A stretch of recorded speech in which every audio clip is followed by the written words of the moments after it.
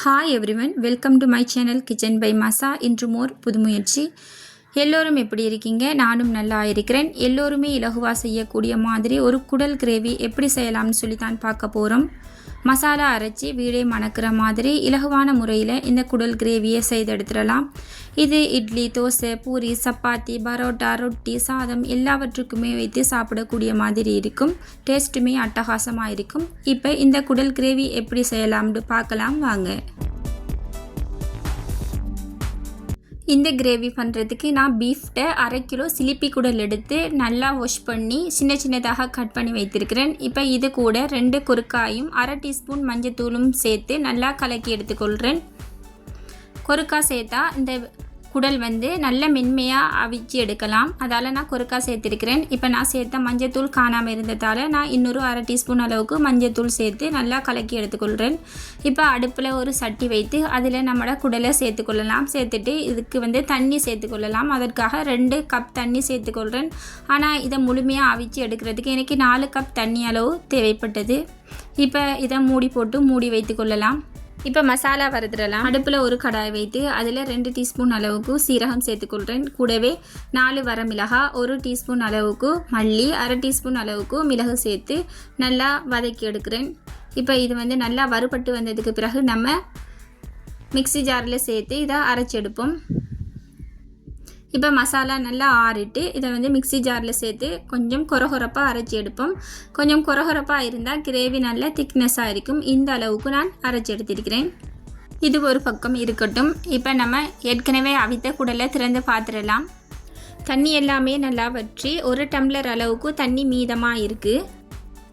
இதை நமக்கு கிரேவிக்கு தேவைப்படும். இதை அப்படியோ ஆற விட்டுறலாம்.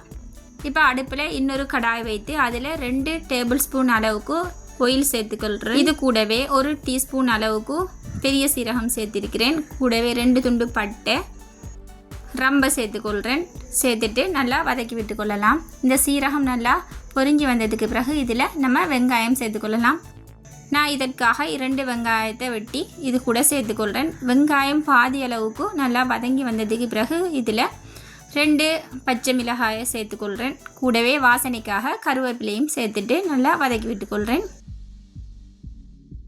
இப்போ இதில் தக்காளி சேர்த்துடலாம். நான் 3 தக்காளியை சின்ன சின்னதாக கட் பண்ணி இதில் சேர்த்துக்கொள்கிறேன். தக்காளி நல்லா பச்சை வாசம் போகிற அளவுக்கு வதங்கி வந்ததுக்கு பிறகு இதில் இஞ்சி பூண்டு விழுது சேர்த்துக்கொள்ளலாம். இஞ்சி பூண்டு விழுது நீங்கள் தேவைக்கு அதிகமாக சேர்த்தாலும் நல்ல வாசனையாகவே இருக்கும். இஞ்சி பூண்டு சேர்த்ததுக்கு பிறகு நல்ல ஒரு மணமாக இந்த கிரேவி நமக்கு கிடைக்கும். இப்போ இதில் நம்ம ஏற்கனவே அரைத்து வைத்த மசாலாவை கலந்து கொள்ளலாம். இது கூடவே ஒரு 1/2 டீஸ்பூன் மஞ்சத்தூள், 1 டீஸ்பூன் அளவுக்கு நான் மிளகாய் தூள் சேர்த்துக்கொள்கிறேன். நீங்கள் உங்களோட காரத்துக்கு ஏற்ப நீங்கள் சேர்த்துக்கொள்ளுங்க. இப்போ எல்லாவற்றையுமே நல்லா வதக்கி விட்டதுக்கு பிறகு நம்ம ஏற்கனவே அவித்து வைத்த குடலை நம்ம சேர்த்துக்கொள்ளலாம். நான் இந்த கொருக்காவை ரிமூவ் பண்ணாமல் இது கூடவே சேர்த்துருக்கிறேன். இப்போ தேவைக்கு ஏற்ப உப்பு சேர்த்துக்கொள்ளுங்க. இந்த கிரேவிக்கு நம்ம குடலை வச்சு தண்ணியே சேர்த்து கொண்டதால் எக்ஸ்ட்ரா தண்ணி எதுவுமே சேர்க்க தேவையில்லை. இதிலே நல்லா வதங்கி வந்துடும். இப்போ நீங்கள் குடலை வைத்த தண்ணி பாவிக்காட்டி 1 டம்ளர் அளவுக்கு தண்ணி சேர்த்து நல்லாவே வதக்கி விட்டுக்கொள்ளுங்க. அப்போ கிரேவிக்குரிய மாதிரி நல்ல பெர்ஃபெக்டாக எல்லா மசாலாவும் கலந்து வந்துடும். இப்போ நான் 1 டீஸ்பூன் அளவுக்கு இது கூட டொமேட்டோ சாஸ் சேர்த்துக்கொள்கிறேன். சேர்த்துட்டு நல்லா கலந்து விட்டுக்கொள்கிறேன். இப்போ லாஸ்ட்டாக இன்னொரு டீஸ்பூன் அளவுக்கு டொமேட்டோ சாஸ் சேர்த்துக்கொள்கிறேன். இதில் தண்ணி எல்லாமே வற்றி நல்லா வதங்கி வந்ததுக்கு பிறகு லாஸ்ட்டாக சேர்த்துக்கொள்கிறேன்.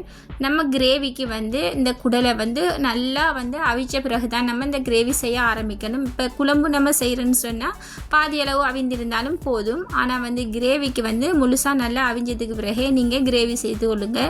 நம்மளோட குடல் கிரேவி பெர்ஃபெக்டாக ரெடி ஆகிட்டு இது சுடு சாதத்தோடு வைத்து சாப்பிட்றதுக்கு ரொம்ப டேஸ்ட்டாக இருக்கும். எல்லா ரெசிபி கூடையுமே நீங்கள் வைத்து சாப்பிடக்கூடிய மாதிரி இந்த குடல் கிரேவி இருக்கும். நீங்களும் கண்டிப்பாக ட்ரை பண்ணி பாருங்கள். எந்த முயற்சிக்கும் பிரதிபலன் ஒன்று இருக்கும்.